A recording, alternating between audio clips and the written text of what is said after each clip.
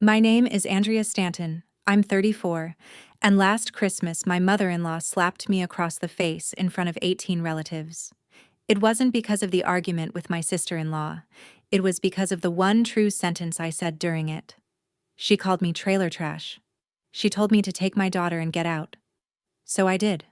No scene, no shouting, just a 7-year-old's coat buttoned in the hallway and 2 bags in the trunk. And what I did the next morning, quietly, from my phone, before my coffee got cold, is the reason she was the one crying by 9 a.m. But here's what none of them knew yet. I had been carrying that whole family for 4 years, and I was about to set them down. Welcome back to Calm Drama Stories. This channel is where quiet women finally get loud. Stories about family, betrayal, and the moment somebody decides that enough is enough. If you have ever kept the peace at your own expense, this story is going to feel familiar. Drop a comment below and be sure to subscribe, because the ending of this one is worth staying for. The story of that slap starts with 2 houses. The first is mine, a 3-bedroom ranch on Alder Street that my husband Mark and I bought 9 years ago, with a porch light that flickers and a kitchen table we found at an estate sale. I'm an ICU nurse. 12 years on nights and weekends. 12 years of holding strangers' hands at 2 in the morning. Mark is a quality engineer. Steady and kind and allergic to conflict in a way I didn't fully understand until it mattered. The second house is his mother's. A white colonial on Birchwood Lane, 20 minutes away, with hedges cut like they're afraid of her, and a china cabinet that gets dusted more often than some children get hugged. Sylvia Stanton has a phrase she deploys the way other people use punctuation. In this family, we dress for dinner. In this family, we send thank you notes. In this family, I learned over 9 years of marriage, there was a seat for me at the table, but it was never quite mine. I was useful. Useful is different. I worked the holidays nobody wanted so I could afford to be generous. I remembered every birthday. When my father-in-law passed 4 years ago, I was the one who sat with Sylvia through the funeral arrangements, while her own daughter was too devastated to choose a casket, but not too devastated to post about it. None of that ever moved my chair 1 inch closer to the family. There was a number attached to my seat at that table, an exact number with a dollar sign. And I'll get to it, because it's the reason this story ends the way it does. But first you need to know where I come from, because Sylvia never let me forget it. I grew up in Cedar Row Mobile Home Park, Lot 12, in a single wide with a stripe of rust under every window. My mother cleaned houses for a living, nice houses, colonial houses, houses with china cabinets, and she raised me alone on coffee and stubbornness. I did homework at a fold-down table. I learned to stretch a pound of ground beef across 3 dinners. At 17, I started as a nursing aide at the county hospital, and I paid my way through nursing school in shifts and scholarships. And the day I pinned on my RN badge, my mother cried into a dish towel because we didn't own handkerchiefs. I'm not telling you this so you'll feel sorry for me. I'm telling you because it's the part of me that Sylvia found first. Mark brought me to Birchwood Lane for the 3rd date, an ambush of a dinner party, and I watched his mother do the math on me in real time. My shoes, my coat, my zip code. She was gracious the whole evening, which is worse than rude, because you can't object to it. On the porch she took both my hands and said warmly in front of everyone, "What an inspiring story you are, Andrea." A story, not a person, an inspiring story, the kind you tell to prove the system works. 9 years later, she had never once introduced me to anyone without working in where I came from. Sometimes it was dressed up as a compliment. It was never a compliment. It was a price tag she kept taped to my sleeve so nobody would mistake me for full retail. The strange thing is, I accepted it. Where I grew up, you learn early that belonging costs money, and I had been raised by a woman who paid that bill her whole life. I just didn't know yet how literal the bill was going to get. Christmas at Sylvia's was not a holiday. It was a production, staged annually, with a cast of 18 and a director who never once appeared to be directing. The Limoges china came down from the cabinet, service for 24, hand-washed only, older than the marriage that bought it. The menu was approved by Sylvia in November. The seating chart was never written down and never violated. Sylvia at the head, Brooke at her right hand, Mark at her left, and me, 9 years running, at the far end, between whichever cousins had children young enough to spill things. My daughter Lily, who was 7 that year, got a lecture in the car every Christmas Eve from nobody because I refused to give it, and got it anyway the moment we walked in. Sit up straight, sweetheart. In this family, we don't put elbows on the table. We stayed overnight every year, all of us, because Sylvia liked the photograph of grandchildren on the staircase in matching pajamas. Liked the photograph, mind you, the way a set designer likes a prop. And every year I packed our 2 duffel bags and smiled and told myself it was one night, that traditions matter, that Lily should know her grandmother. That's the sentence I want you to hold on to. Keeping the peace always sounds like love when you say it fast enough. That year, the production had a surprise in the second act. Brooke arrived 40 minutes late, glowing like a woman with an announcement, hugging everyone a beat too long. Big news, she kept saying, tapping her wine glass with one acrylic nail. Wait for dinner. Big news. In this family, we don't make scenes. Sylvia said it that very afternoon, to a 7-year-old over a dropped fork. By 8 o'clock that night, the only person in 18 years to make a genuine scene at that table would be Sylvia herself. Before I tell you about dinner, you need 2 sentences from 2 different women, because my whole life happened between them. The first was my mother's. I was 9 at the fold-down table, and I'd asked why she wore her good blouse to clean the Albrights' house. She looked at me for a long moment and said, "We don't get a seat, Andy, we rent one." Then she went to work. She rented her seat in every room she ever entered. With extra shifts, with perfect manners, with never once asking for anything. And she died at 56, still current on the rent. And I don't think a single one of those rooms noticed she was gone. The second sentence came from Sylvia. On my wedding day, in the bridal room, while she fixed a pin in my hair that did not need fixing. "None of this Mrs. Stanton business," she said, meeting my eyes in the mirror. "You'll call me Mom. In this family, we don't do formalities." And I did. For 9 years, I called that woman Mom. I brought her soup when she had her knees done.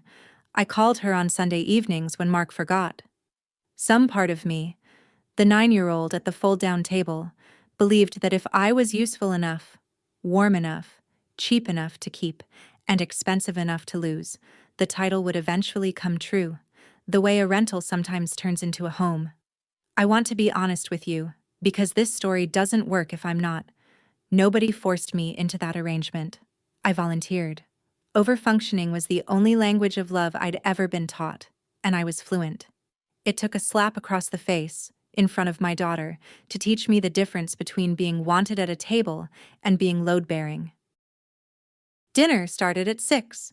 The big news landed with the roast. Brooke stood, glass raised, and announced that she was opening her 3rd boutique. 3rd, because the first 2 had each lasted about as long as a gym membership. This time in the good part of Maple Glen, this time for real. And then she turned to the head of the table, glass tilted, and said the sentence that started everything. "And it's all thanks to Mom, who believed in me to the tune of $15,000. Applause. Actual applause, from the cousins, and I sat at the far end of that table and did what 12 years of night shifts have trained me to do, which is math under pressure. $15,000. From a 62-year-old widow on a pension who, as far as the family knew, was comfortably set, but whose mortgage, whose actual monthly mortgage, had been quietly autopaying out of my checking account for 4 years.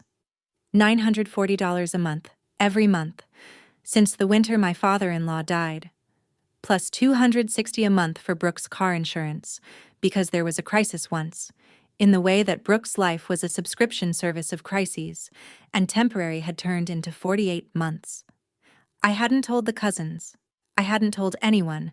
That was the deal I'd made with my own pride. You don't get to resent what you volunteer for. So I sat there while the family toasted Sylvia's generosity, funded at $1,200 a month by the trailer trash at the end of the table, and I might have swallowed it. I had 9 years of practice swallowing. Except that Brooke, flushed with wine and victory, looked down the table at me and smiled and said, "Some people just talk about supporting family. Some of us are grateful enough to actually show up." She knew. That was the thing. She knew exactly whose money it was. I didn't yell. I want the record straight on that, because 18 people rewrote this scene within a week. I set down my fork, and into the after-toast quiet I said calmly, one true sentence. "Brooke, before we toast Mom's generosity, you should probably know the boutique money and your car insurance come from the same account my mortgage help comes from, mine and Mark's. It's been our money for 4 years. I've never minded. But if we're doing gratitude tonight, let's at least address the envelope correctly. Silence has a temperature. That one dropped below freezing." Brooke's glass stopped halfway down. Mark, beside his mother, went very still and looked at his plate. I watched him choose the plate. That's the sentence I'd repeat in counseling months later. He chose the plate. And Sylvia rose from the head of the table with the unhurried certainty of a woman who has never once been contradicted in her own dining room. She walked the length of that table, past the Limoges, past her grandchildren, and she slapped me across the face, hard enough to turn my head, in front of my daughter. "You'll always be trailer trash," she said, each word pressed flat and even, like a woman ironing. "Take your daughter and get out of my house." 18 people, and the only sound was the furnace. Lily's fork was still in her hand. I looked at my husband, one last full second of an offer, and he looked at his plate. So I stood up. I thanked no one. I took my daughter's hand, buttoned her coat in the hallway under the staircase photos of matching pajamas, brought down our 2 duffel bags, and walked out the front door of the house I had been paying for without one word of argument. I didn't argue. I packed our bags. The drive home to Alder Street was 20 minutes, and Lily fell asleep before the second stoplight, and my hand stayed steady on the wheel, because I was doing math again. My phone rang at 8:51 the next morning. The title of this story says Mom called me, crying, and I need you to understand who that is. Not my mother. My mother has been gone 6 years. Mom is what I called Sylvia Stanton, at her own instruction, for 9 years. The woman who told me we don't do formalities in this family was calling me at 8:51 the morning after she slapped me and put me out of her house like a stray. And she was crying. Real tears. I know the sound of real tears. I hear them for a living. For about 4 seconds, standing at my kitchen counter with my coffee going cold, my stupid loyal heart leapt at that sound. She's calling to apologize. 9 years of rent, and I still believed the lease might convert. Then she spoke. "Andrea, what you did last night, you've torn this family apart at Christmas. Do you understand that? Christmas." Brooke cried all night. The cousins keep calling me. My Christmas is in ruins. I said nothing. The crying gathered itself, and then, wet and casual, like a hand slipping into a pocket, came the actual reason for the call. "And listen, the mortgage draft comes out on the 3rd. With all this upset, I need to know that's not going to be affected. Tell me you're not going to be childish about the house." There it was. I'm sorry. Not "Are you all right?" Not "Is Lily all right?"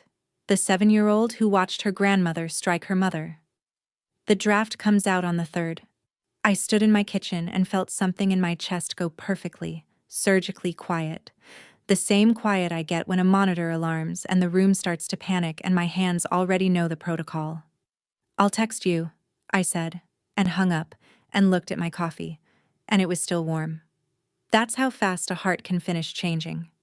It had taken 9 years and 1 phone call, and the coffee was still warm. Let me give you the anatomy of the number, because every family has one and nobody says it out loud. When my father-in-law died 4 years ago, it came out, quietly, in lawyer's office lighting, that the Colonial on Birchwood Lane still carried a mortgage, and that his pension died with him mostly. Sylvia had a widow's benefit and her pride. Mark sat at our estate sale kitchen table doing sums with a pencil, gray in the face, and I watched my husband drowning and did what I do. I said, "We can cover the house note for a few months, until she gets sorted." $940 a month. Temporary. Then Brooke had her crisis of the season. A totaled lease, a lapsed policy, and $260 a month of car insurance joined the ticket. Also temporary. Nobody ever decided it would become permanent. That's how these things work. Gratitude has a short memory, and invoices don't. Autopay is a miracle of mercy for everyone except the person funding it. The third of the month came. The money left. No one had to feel anything. 4 years, $1,200 a month, $57,600, while I patched my scrubs and Sylvia bought service pieces for the Limoges. And before you ask why I never renegotiated, I tried. 3 separate times I asked to sit down and talk about the arrangement like adults, and I never got past the opening sentence. The first time, Sylvia developed a headache that required the room. The second, it was 3 weeks to Christmas, and in this family we don't discuss money at the holidays. The third time, Brooke called mid-conversation with a crisis, and the meeting simply never reformed. You cannot schedule a conversation with people whose way of life depends on the conversation never happening. I understand that now. Back then, I just kept paying rent on a seat at a table where, as it turned out, the landlady was planning my eviction for free. Here is everything I did the morning after Christmas, in full, because the family version of this story has me scheming like a villain in a soap opera. I finished my coffee. I opened my banking app at the kitchen table while Lily watched cartoons in her pajamas. I went to scheduled payments, and I canceled 2 of them, the $940 and the $260, which took 4 taps and about 90 seconds, less time than Sylvia had spent walking the length of her table to slap me. Then I wrote 1 text message and I revised it twice, not to sharpen it but to file the edges off, and I sent it to Sylvia and copied Brooke, because I don't do things behind backs. After last night, the financial support ends. The December payments were the last ones. This isn't punishment and it isn't a negotiation. It's just over. I wish you both well. Please don't call about this. I did not post anything. I did not text a single cousin. I did not tell my side to one human being except my husband. When he came downstairs 10 minutes later, hair flattened, holding his phone like it was ticking, because his mother had already called him before 9 a.m. to report what I'd done. Notice the order of operations there. It matters later. And the first reply I personally received wasn't from Sylvia at all. It was Brooke. 3 question marks, then a paragraph. And I'll spare you the paragraph. But the closing line I remember word for word, because people always tell you exactly what they're most afraid of, dressed up as a prophecy about you. You just made the biggest mistake of your marriage. Not of my life, mind you, of my marriage. Even in a panic about her car insurance, Brooke knew precisely where the pressure point was, and precisely who could be counted on to stand on it. She was aiming at Mark before I'd rinsed my coffee cup. Mark and I had it out that night, after Lily was asleep, in the kitchen, in the fierce whispers of parents who've never learned to fight at normal volume. I'll give my husband this much: he never once defended the slap. He'd been horrified. He'd texted his mother that morning that what she did was unforgivable. And I believe he meant the word as much as a man can mean a word he has never once acted on. But about the money, he stood in front of the refrigerator and said, "I just don't think we should weaponize it. That's her house, Andy. She's 62. And I heard myself answer in a voice I didn't recognize, low and level, the voice underneath 9 years of pleasant. I'm not weaponizing anything. A weapon is something you swing at someone. I'm just putting down something I was never supposed to carry alone. There's a difference between attacking a person and no longer subsidizing her." He said she would lose the house. I said that was possible, and that it would not be my doing. The house had been losing itself for 4 years, and I had been the sandbag, and you cannot call it a flood the moment the sandbag stands up and walks away. He said, "She's my mother." And I said the thing I'd been circling for 9 years and never once landed on. I know. And I've been her second income, and her favorite insult. Both at the same time since Lily was 3. You watched it happen at that table your whole life, and last night you looked at your plate. He flinched like I'd raised a hand to him. He slept in the den. I lay awake in our bed doing what I do at 3 a.m. in the ICU, Witches watched the numbers and refused to panic, and somewhere before dawn, I understood that the slap had only ended my arrangement with Sylvia. My arrangement with Mark, the one where I carried things so he'd never have to choose, that one was just now coming up for review. In January, a strange little door opened, and I want to show it to you now because everything at the end walks through it. Mark had brought home boxes from Birchwood Lane months before. His father's things, the estate stuff nobody fights over, fishing licenses, cufflinks, a shoebox of photographs. It fell to me to sort them, obviously. Useful is useful, even in exile. And in the shoebox, between a picture of a fishing trip and somebody's christening, I found a black and white photograph of a laundromat. Suds and Suck, the sign said, hand-painted. Out front, a teenage girl in an apron, arms crossed, chin up, looking at the camera the way you look at something you've decided to survive. It took me a full 10 seconds and then it took my breath. The jawline, the eyes. Sylvia. I turned it over. Nothing but a year, 4 decades and change ago, in pencil. When I showed Mark, he did something I'd never seen in 9 years of marriage. He glanced at the kitchen doorway first in his own house before he answered, like her hearing reached across town.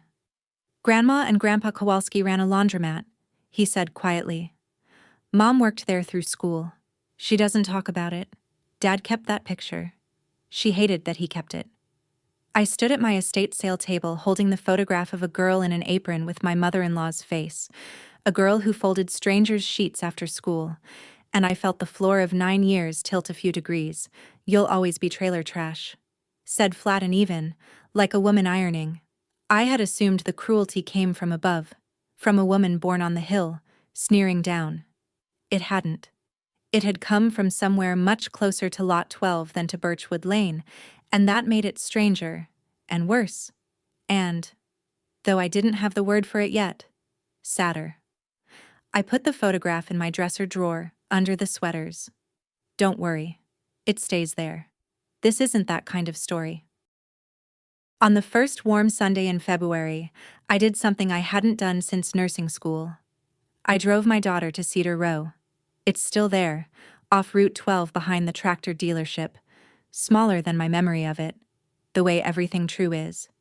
And I parked across from Lot 12, where a different single-wide sits now, tan instead of white, with a pinwheel garden and somebody's bike on its side in the grass.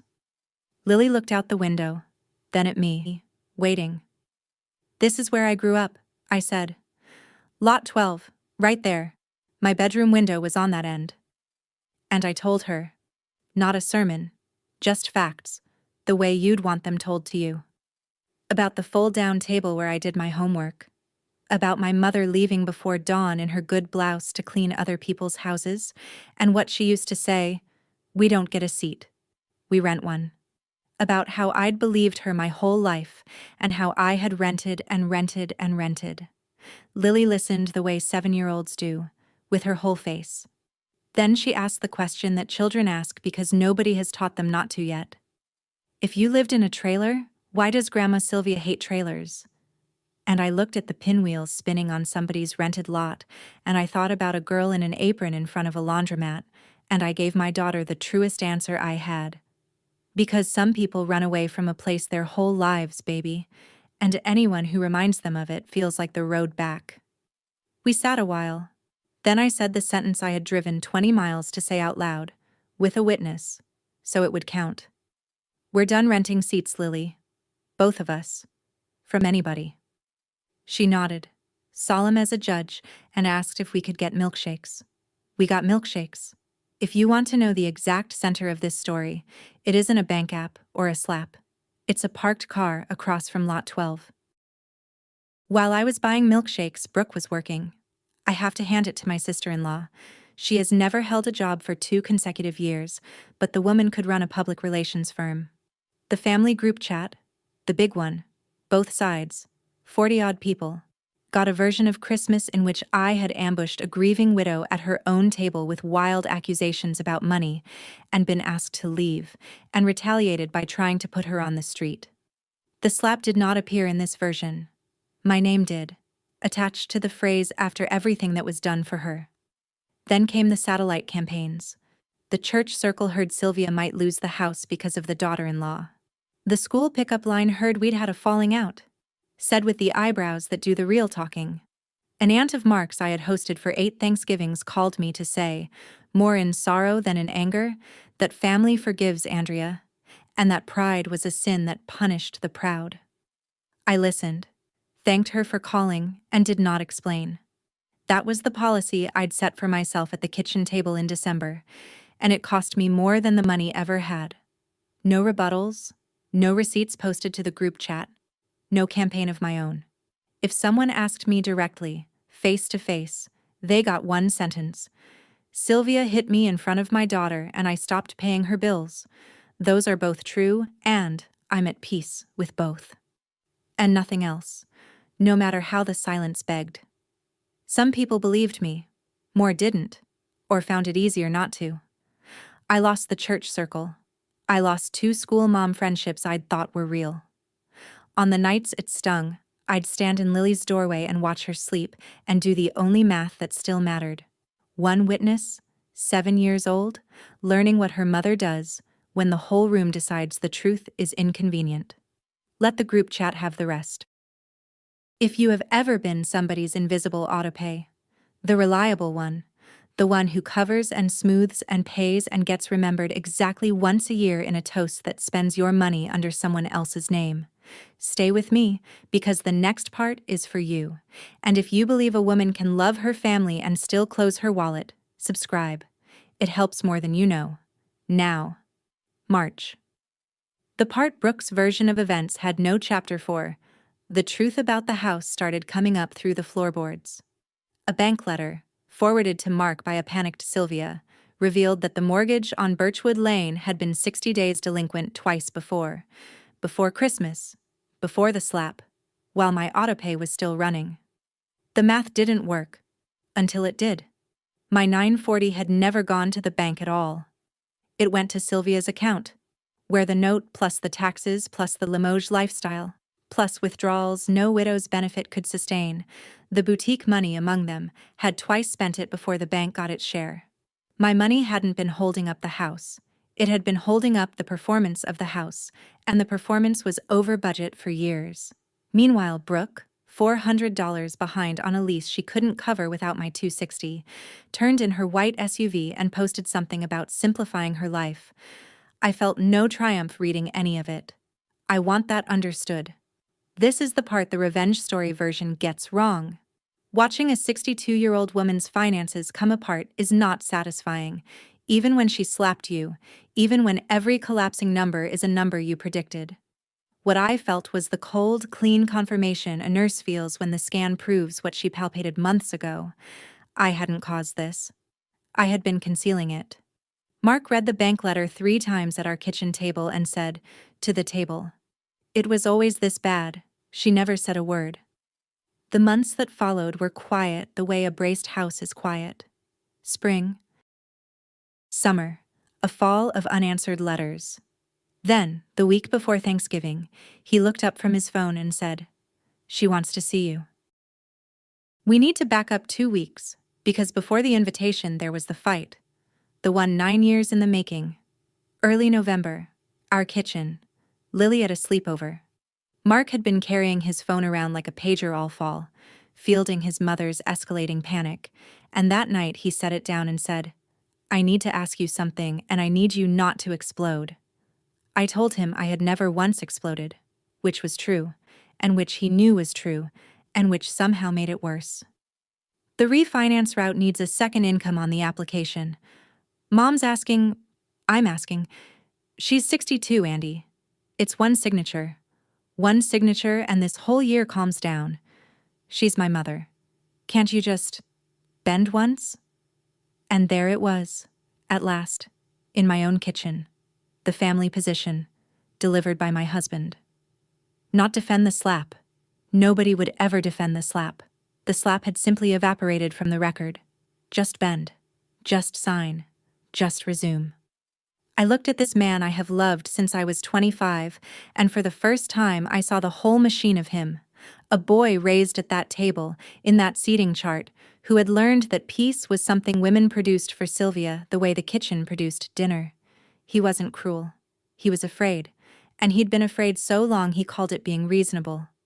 "I'm not signing," I said quietly. "And I'm only going to say this once. So please hear all of it. 9 years I have bent so this family wouldn't have to. I bent at every Christmas, every group chat, every toast. The bending is done. I will go to counseling with you. Tomorrow. Tonight. I want this marriage. But I will not co-sign the stage set. And if you make me choose between being your wife and being her funding, you need to understand that you are the one making me choose." He didn't answer. He looked at his plate.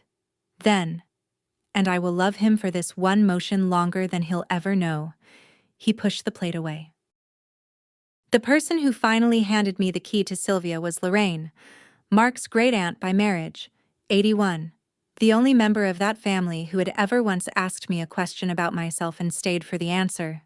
She called in mid-November, asked me to tea in her overheated apartment, and got straight to it the way only the very old are allowed to. "They're telling it all wrong, what happened at Christmas," she said, pouring. "I was there. I saw where the hand came from." Then she told me where the hand came from. Not the arm. The decades. Sylvia Kowalski, the laundromat on Vine Street, the apron, the smell of other people's wash. A scholarship girl who studied the catalog families like a second curriculum, how they set a table, how they wrote a thank you note, how they said certain words. "She married up," Lorraine said, without malice. "Married a good man from a good street, and spent 40 years sanding the Kowalski off herself, plank by plank, until even her own children didn't know where the laundromat had been. The china, the seating chart, the in this family business. That's not old money, honey. That's a woman guarding a border. Old money doesn't check passports. It doesn't have to." Lorraine set down the pot and looked at me with those pale, sharp eyes. "Your mother-in-law has been running from a trailer park her whole life, her version of one. And you." She smiled. Kindly. Terribly. "You just happen to look like the road back. Every scrub shirt, every night shift, every story about your mother and her cleaning jobs. She can't be in a room with you without hearing quarters going into a machine." I drove home in the dark with the heater rattling and understood finally that I had spent 9 years being slapped by a mirror. It didn't excuse one thing. Understanding never does. But it told me exactly what was going to be sitting across from me at that reconciliation dinner, and exactly why it would be holding a folder. The invitation itself arrived not through Mark, in the end, but directly. The first text Sylvia had sent me since December that did not mention a payment date. I read it standing in the break room at 4 a.m., between a code and a chart, which is the correct lighting for reading Sylvia. "Andrea, this year has hurt all of us, and I have had time to think. I would like the family to sit down together before the holidays. Antonelli's, Saturday at 7. There are things I need to say to you, and I hope you will let me say them properly." "Mom?" "Properly. At a restaurant. I want to walk you through what I saw in that text, because 9 years in that family had made me fluent in its true language. A restaurant meant witnesses and no scenes. My calm was being pre-hired for the evening.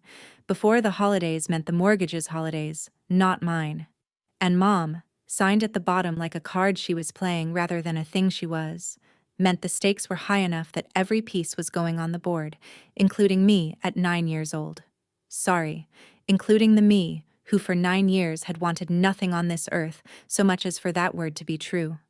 That's the part I won't dress up. Reading it, some tired tenant in my chest stirred and whispered, "Maybe this time. Maybe she says it, really says it, and you get the family after all. Hope is the last bill collector, and it always knows your address."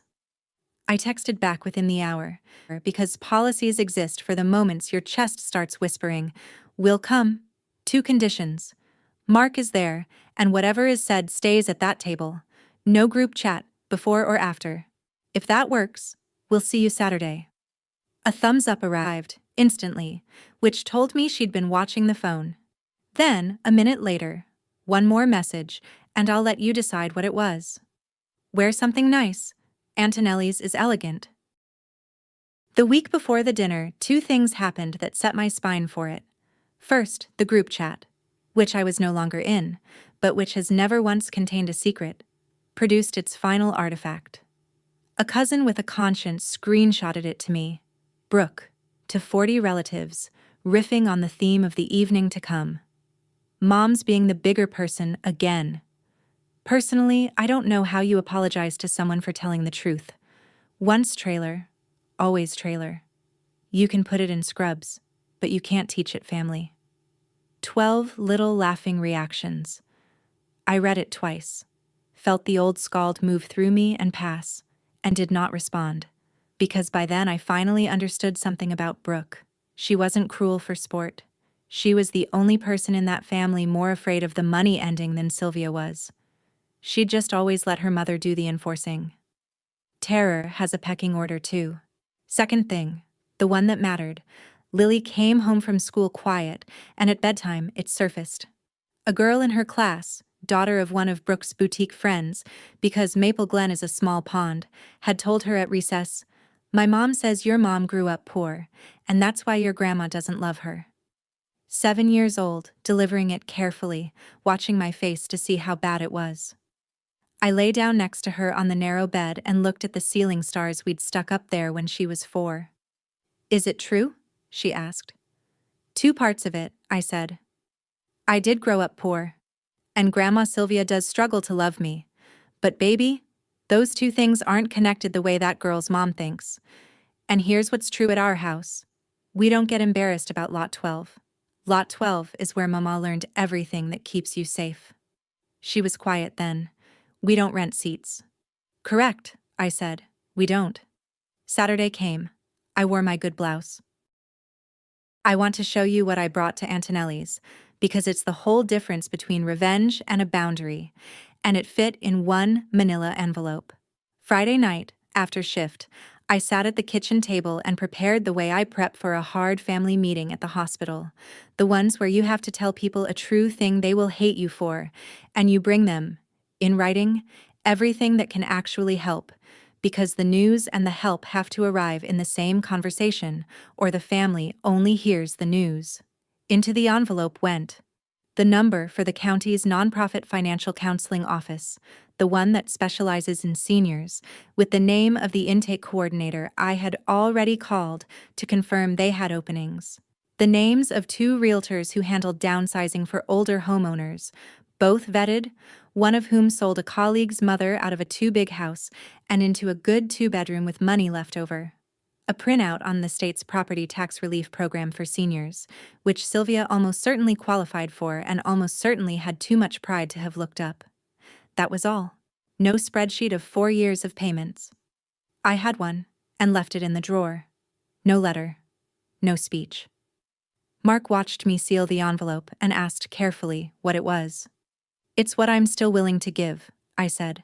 "Help finding the way. Everything except the wallet." He was quiet a moment and then said, "She's going to ask for the wallet." "I know," I said, and licked the envelope. Here is the thing I'd finally learned, and it took me 34 years and one slap. You can love people all the way through a no. The no and the love can sit in the same envelope. But only if you stop confusing being drained with being devoted.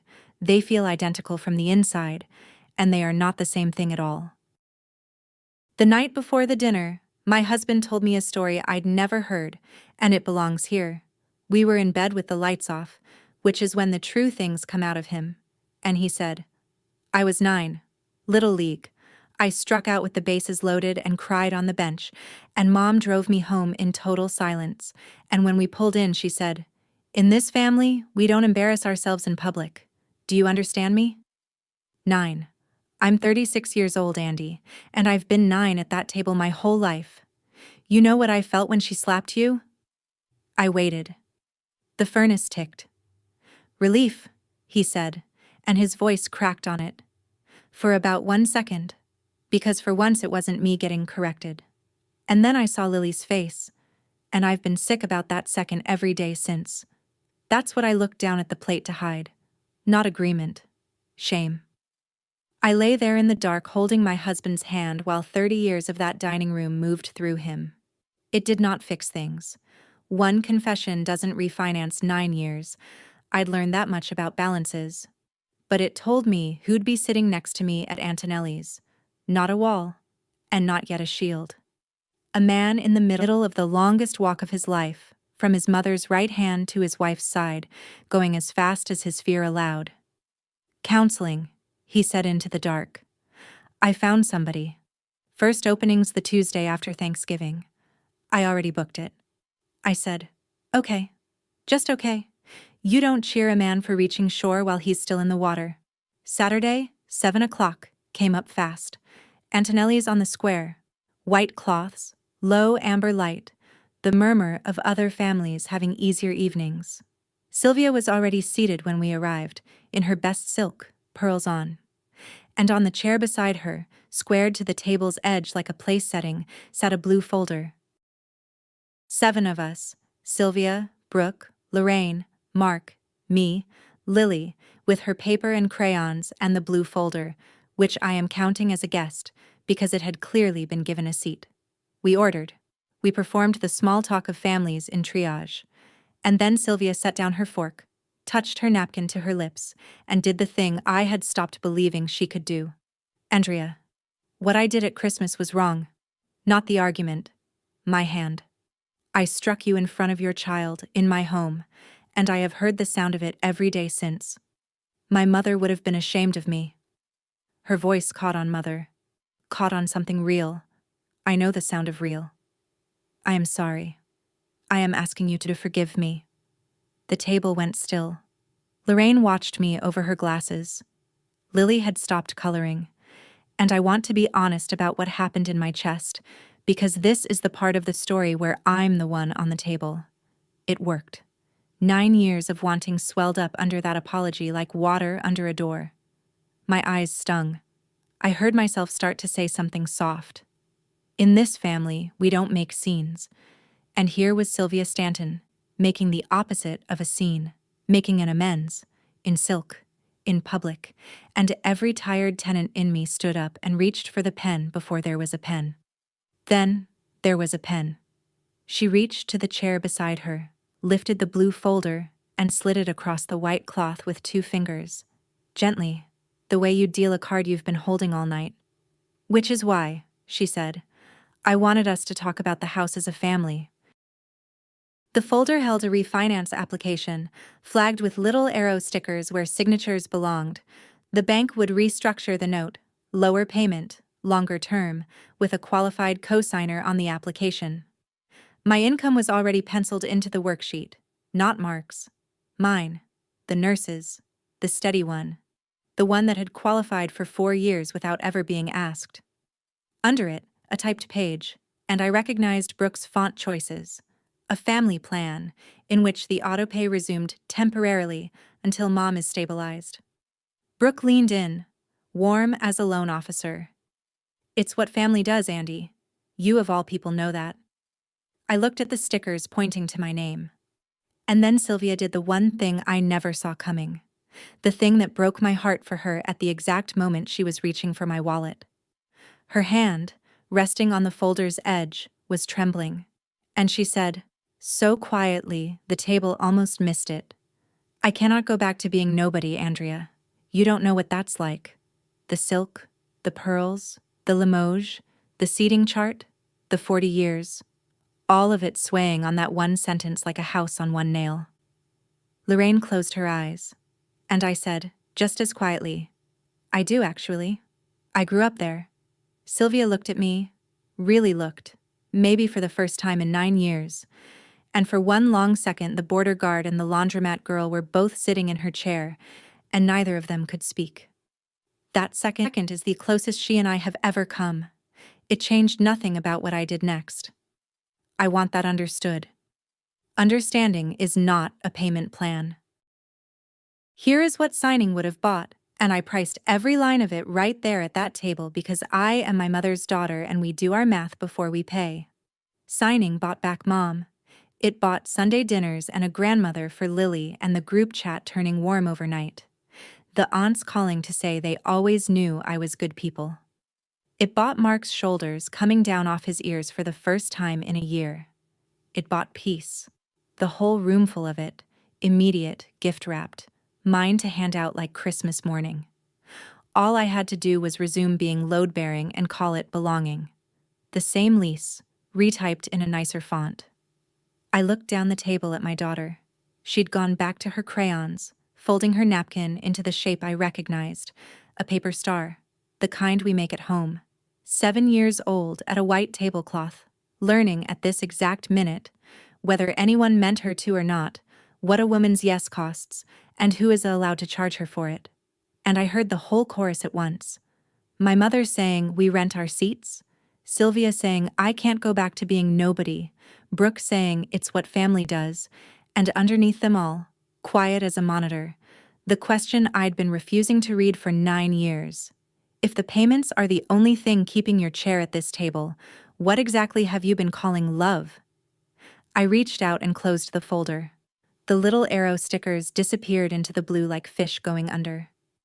"No," I said, gently, completely. And then, because a no without a door is just a wall, I lifted my envelope from my bag and set it where the folder had been. "I'm not signing, and the payments aren't coming back," I said, in the voice I use at 3 a.m. when a room needs one calm person and I have decided it will be me. Not out of anger. I've done my anger. This is just the truth. I spent 4 years and $57,600 renting a seat in this family, and the rent bought me the far end of the table and a slap in front of my child. The wallet is closed. It stays closed. Brooke made a sound like a kettle starting. I slid the envelope forward. "This is what I am offering instead. And it's real. The Senior Financial Counseling Office. Marianne at Intake is expecting your call. I set that up Thursday. 2 realtors who do nothing but help people your age trade a house that's drowning them for a home that isn't. The property tax relief program you qualify for. I will drive you to every one of those appointments myself if you want me there. Help finding the way. Every time you ask. Money. Never again." Sylvia's chin came up, the border guard reassembling. "You would put me out of my own house," she said, voice rising with each word. "You, of all people." And I said the last thing I'd walked in carrying, the sentence I'd been 34 years building. "You're right that I'm from the trailer park, Sylvia. That's exactly why I know the difference between a home and a stage set. I grew up in a home." What happened next, 18 relatives would have paid money to see and will never believe. Sylvia Stanton, in this family we don't make scenes, stood up in the middle of Antonelli's and made one. The cracked voice, the napkin thrown down, the "you ungrateful," the whole dining room turning. Brooke was up beside her, gathering coats and fury. And Mark, my husband, the boy from the bench, did not stand. He stayed in his chair, and he put his hand on the back of mine, and he said, "Mom, Andy's told you what's on offer. I think you should take the envelope." They left without the envelope. Lorraine caught up to us in the parking lot, wrapped in her enormous coat, and took my face in both cold hands like a woman appraising a grandchild. 40 years I watched that table," she said. "Tonight's the first time anybody ever left it with their spine." Then she kissed Lily, demanded we visit, and was driven home. In the car, Lily fell asleep mid-sentence about the breadsticks. The group chat, I'm told, detonated on schedule. I never read it. There is a version of me in that chat who deserves whatever she gets, and I've stopped attending her trial. What I remember from that night is quieter.